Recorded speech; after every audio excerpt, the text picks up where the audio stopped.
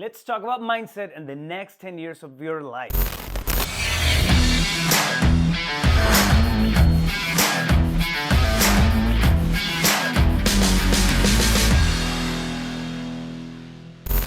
What's up? Back on the Entrepreneur Mindset series. Let's talk about the next 10 years of your life, all right? That's kind of important. This is a practice that I like going back to on a yearly basis. I actually revisit it throughout the year because it keeps me in alignment, right? Sometimes we're trying to figure out what we're gonna do with our future. We're trying to figure out, what we're gonna do with the possibilities that are coming at us. Sometimes there's a lot of possibilities. There's shiny objects along the way. Some other times the landscape looks kind of dry, right? So it's important to sit down and give yourself the space to think and craft the vision of your ideal self. All right, think about that for a second. Your ideal self. That's ideal. It's not, what the current circumstances are dictating for you. It's not what the environment, the people, the relationships, the family around you right now is saying you can do. It's none of that, right?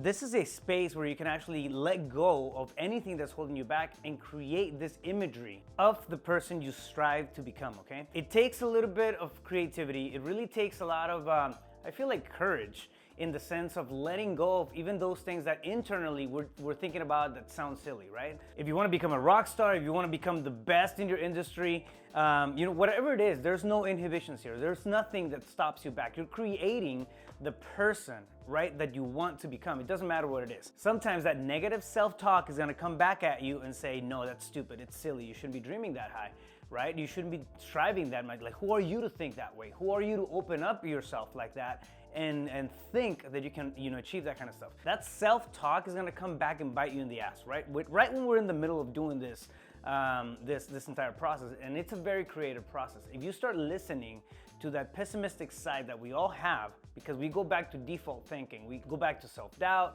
we go back to the stuff that we know historically, right? And if we get caught in that game, we end up in this loophole where we do not develop from the version that we are now into the version that we want to become, all right? So think about what your ideal self looks like. I like to keep the framework simple with this. A long time ago, I spoke to a reporter, and the framework that she gave me was who, what, where, how, and why. All right, just think about who, what, where, how, and why.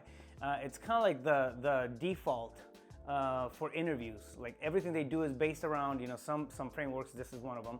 So think about who questions, think about what questions, think about where questions, how and why questions as well, right? So it's important when you're visualizing the person that you want to become to be thorough with it. Think about this for a second and prove me wrong, right? What's more important than deciding the person that you want to become? You gotta have clarity on that. You gotta have a solid grip on who that person is. Why? Because it gives you direction. I like to future pace it as well, right? So I think of my ideal self 10 years from now. And this is something that I took from, actually, Matthew McConaughey wrote a book, Green Lights. I love that book. It's one of my favorite books. And he breaks down how he journals. He breaks down, his whole, vision, strategy, and what he does on a regular basis, right? It's out there thinking. And if we don't take the time to dream big, to dream about ourselves, right? Who is that person that I want to become? We're gonna be stagnant in the same space. We're gonna be in 10 years from now, you're not gonna move forward. You're gonna be dancing in the same little square that you're dancing in right now, right? So if you're thinking about growth, if you're thinking about personal development, if you're thinking about entrepreneurship, impact, and legacy, and all that stuff, you have to have clarity over the person that you want to become. This last night, I was at a great meeting with a bunch of really smart friends. They're highly successful, and we get together every now and then, and we have conversations about what we're going through as men, right? So as entrepreneurs, so we have a lot of those personal growth conversations, self-awareness, accountability, that kind of stuff. It's important for you to, on a side note, it's important for people to have groups like that because you can always go back and check yourself, right? So anyways, we're going through this, and this awareness came back. The last time I went through this exercise was a while back. And what happened, the memory of the person who I wanted to become started getting a little hazy. I started to get busy. I started getting, just caught up in everything on the day-to-day stuff, right? And then I sit with it for a second because I have that point of reference, and now I go back and I think about it, and some of the stuff that I'm doing right now is not in alignment with that person. So either, one of two things happened. My vision changed or my vision got forgotten, right? So the great thing about understanding who you want to become, future pacing it, I don't know, think of it as a benchmark, right? Future pacing it 10 years, is that it allows you to be to stay on track. So anything that you choose to do on the professional side, any relationships that you choose to engage on the personal side, right? They have to be in alignment with that person that you want to become. Now you have, direction. You're actually steering the direction of your life. Okay, that's how we do it. We have to sit down, we have to spend time with ourselves, and we have to dream. We have to think big. There's no better time spent, I feel, than dreaming, right? Because if you're a person of action, if you're an entrepreneur, or if you're just craving and hungry for that level of success that most of us are, you are gonna put action behind that dream, and that's what matters. Think about that simple framework, right? Who, what, where, how, and why. And I like simplicity. I like to bring stuff into a framework and context that I understand. So for example, for me is, who is in my circle? Who is, 10 years from now, who is in my circle of friendships? Who am I talking to? Who am I hanging out with?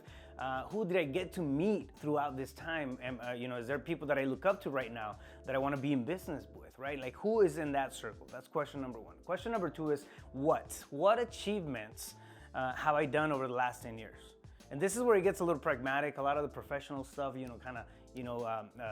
falls into that one space. And again, what goals do I have for me at that point in time? It may be hard to think about future goals, right? But it's never impossible to have this overall picture of the grand scheme of things. And as we evolve, as we achieve stuff, as we grow, our goals get bigger and bigger and bigger, right? It's part of evolution. That's how we evolve as entrepreneurs. The next thing is where, all right? Where do I live? Where do I work? Where do I play? Okay, it's important. The setting of where you're at is important. Are you living in this little dark, one-bedroom apartment in 10 years with, obscurity all around you? Or are you thriving in this space where you have, connection, love, empowerment, and high energy around you? Okay, where are you at? Simple, right? Visualize it. Get into the details of it all. How are you spending your time now? 10 years went by, how are you spending your time? Are you working all day, 18-hour days? Are you still pulling those off if you're that type of individual? I know I've been there. How are you spending your time with the family? How are you spending time with your business associates? How are you spending time with yourself, right? At that point, what are your rituals looking like? What kind of stuff are you doing to stay centered, right? Like it's almost like time traveling. You really want to put yourself in that space 10 years from now. Like, you wake up in the morning, you're like, I'm walking myself through my day 10 years from now. What does it look like? It has to be vivid. There's a certain magic about this vivid vision that we can create about us when it comes to the ideal self, right? And then I also like to ask myself, why? Why am I showing up 10 years from now? That's important. It's important to keep the dream alive. It's important to keep the drive alive, right?